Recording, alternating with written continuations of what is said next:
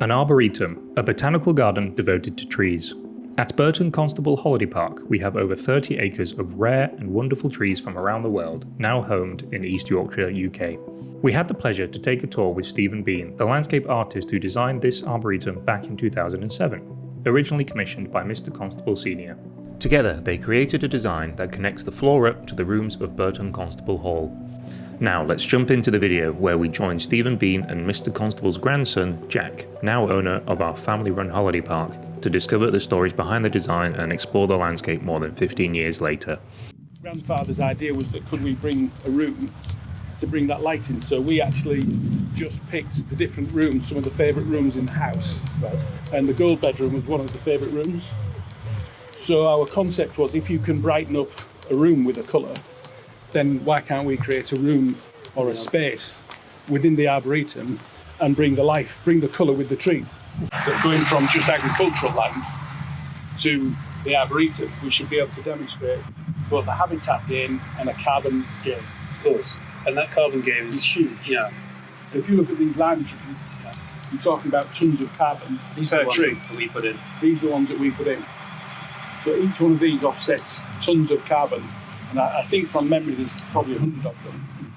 We've, in a sense, created an indulgence for everybody who visits. We've also created a habitat for wildlife, and we've created some lungs for the world. Lungs for the world and carbon offset.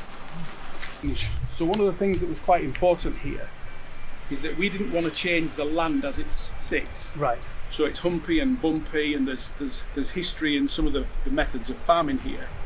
So we made a conscious decision not to level this. So you kept the ridge and furrow. We kept the ridge and furrow and the wet holes.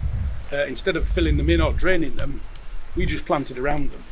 So whilst it didn't fit in with our circle of hornbeams, one of our native trees, this ash was in existence. So we made a conscious decision that it didn't have a long life, but like all of us, it may not be long, but we need to make it good. So we've left it on the basis that when it dies, which it is now in its dying stage, that the others would fill in. But actually, from the decay of this tree, you see a rather interesting story.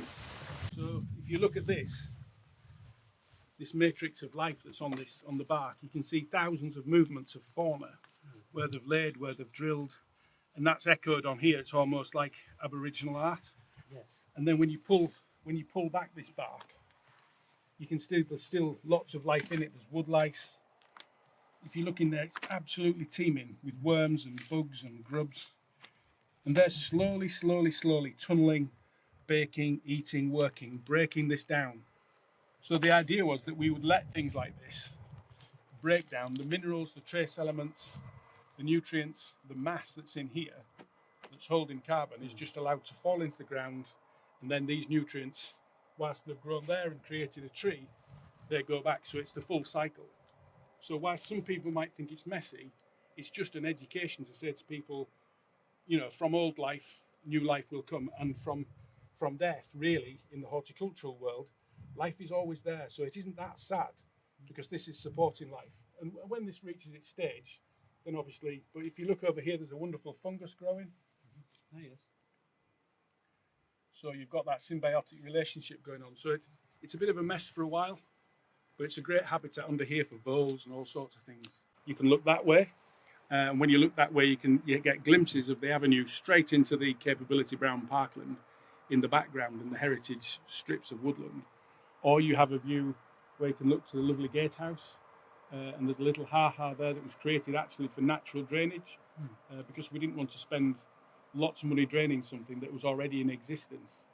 So we made the decision that doesn't stop your view, but it's actually quite good fun because you can't get there. So you then have to come onto this section of the journey. Because I've always thought, naturally my brain goes, well, if there's open space, they must be the rooms, but actually no, it's that they're just the paths and the trees themselves, they're the rooms. That's it, yeah. So this is the journey and the rooms are the destination. That was the principle. Look at here, from here, what can the visitor actually see? Well, you can see the cherries, you can see the existing Capability Brown oaks, you can see the hornbeams, but those layers offer different colours. They offer different habitats. And as these trees grow, if some of the other trees fall, then we've still got basically the colours and things that we want. This was designed based on the local Catholic church, which is it St Martin? It's Martin Church, yes. Martin Church. So it was a place that some of the family have celebrated their faith and their worship. So we thought it would be quite good fun to go and actually measure the church, which we did, and create the same space. So it was a space of contemplation, and then to play on the history of the faith. Then there's the incense cedars that would be used in making incense. There's the apple tree, which was symbolic of the forbidden fruit. Then to put a bit of quirk in and a bit of history on a journey, there's the Judas tree, which is obviously named after Judas. There's the old hawthorn, which was the crown of thorns. So all the things in here are representational. There's great symbolism involved. That's what it is. Yes. So you have the branches, the pillars representing the columns. These branches were to sort of be symbolic of the roof coming in, and the lime tree was chosen because it's a native tree, but it's very easy to manipulate. So if we need to prune it, cut it, shape it, it's really easy. Interestingly, if you look, you can see a hair rump here. Yep. You see that in the grass? Like I'm taller and bigger than you, and you're smaller and more beautiful than me. It's the same with the oaks. Right. So that's a bigger tree, bigger leaf, and look at the colour that'll go to. So their own unique characters. Yeah. But it's Strengths still and oak. weaknesses, yeah. So we wanted a collection of oaks because oak is one of the natural trees of this part of the Holdings, aren't they? The first part of the arboretum that we decided to do with Mr. Constable Senior was actually the avenue. So we did a lot of research. We went to 4 other stately homes and selected the type of lime that was going to be best for this. We then did some quite extensive research into the distance of the limes because it varies from 6 metres to 60. So we decided on this spacing to get an effect. And actually, I'm really pleased today when I came that it works. It's an avenue, and it's not connected. So we didn't plant them too close because if you lose one, you get a domino or a sale factor, and you can lose others. Whereas here, there's air movement between them, and we planted them at a certain distance, so there wasn't too much maintenance of catching wagons and things. So we put them quite well back compared to some estates. And then we basically. Jack was on his school holidays, so I think he was grateful when his granddad came at lunchtime because it was fairly heavy digging, if you remember. I do remember, yes. But they're in, and they've worked, and I don't think we ever lost a lime tree down here. The bees love them. They're fantastic for bees. They actually have a narcotic effect on bees. Oh yeah. I haven't experienced it personally, but I've heard it's quite good. Beers for bees. Yeah. The idea in here is that everything's these trees compared to the lime trees are quite slow, so it's quite an investment in time. But we wanted to do 2 things, to celebrate the blue bedroom, but also to show people that they can introduce different colours into the garden. So the idea is that you see the blue bedroom, and then in the distance you can see the gold. So you can see the 2 interconnections of what's happening. And then the eucalyptus, we thought we would let that grow, because that is it's the 2nd tallest tree in the world. And we were quite interested to see how that would do out here. We were told it wouldn't grow. So I think we've done quite well to prove it does grow. And the idea was that eventually we would, maybe after 10 or 20 years, put some small ones in and coppice them so that you would get the really glaucous foliage. Right. But we wanted the peely bark for people to see. So in the future, we'll maybe put a few smaller ones in to get that really glaucous foliage. Yes. But they're doing well. They're up and they're away, which is the whole point, really. Calypto. Yeah, calypto means covered.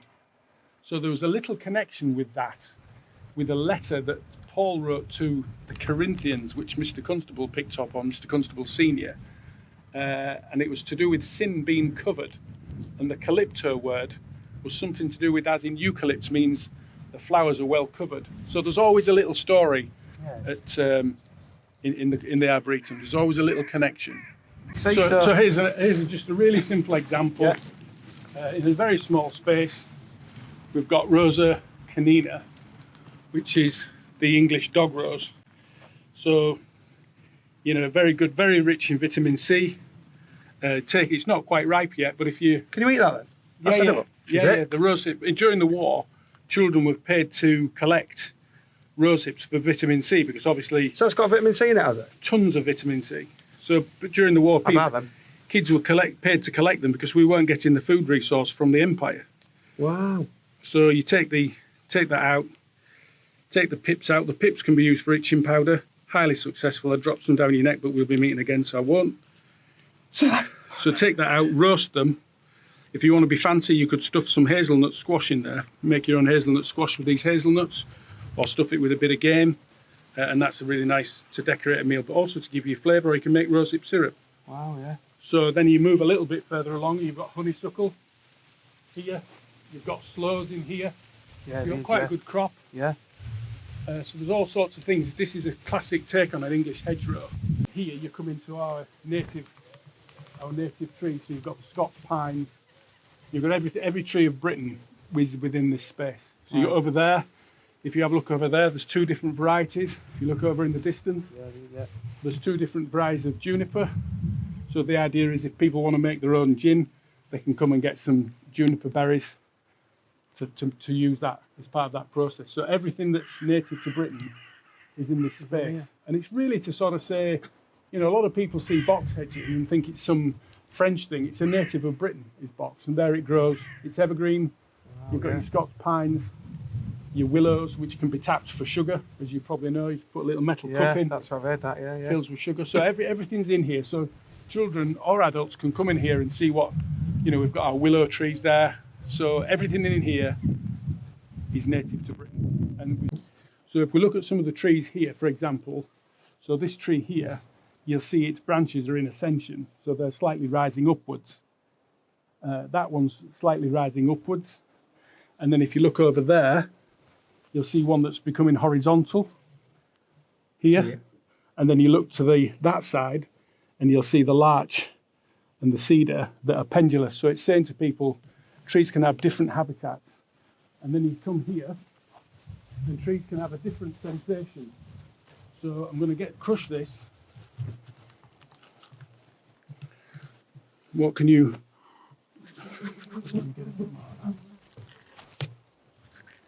What can you smell here? Can never smell. Oh, wow. Get a piney smell? Oh, yeah. It's like citrus in it, I like. was going to say, it feels almost a bit more citrusy. Yeah, citrus. Yeah. So do you know when you get disinfectant? Yeah. You can get pine disinfectant. Yeah, that's right, pan, yeah. Well, that's what this is. Wow. So you tap the tree stem, draw the resin from it, and you get that natural pine disinfectant. But sometimes it's about sensation of touch. Fascinating. You can explore the Arboretum yourself, free of charge, here at Burton Constable Holiday Park, East Yorkshire. Plus, you can use our interactive map to dig into the details of each room and tree. You can find a link in the description below.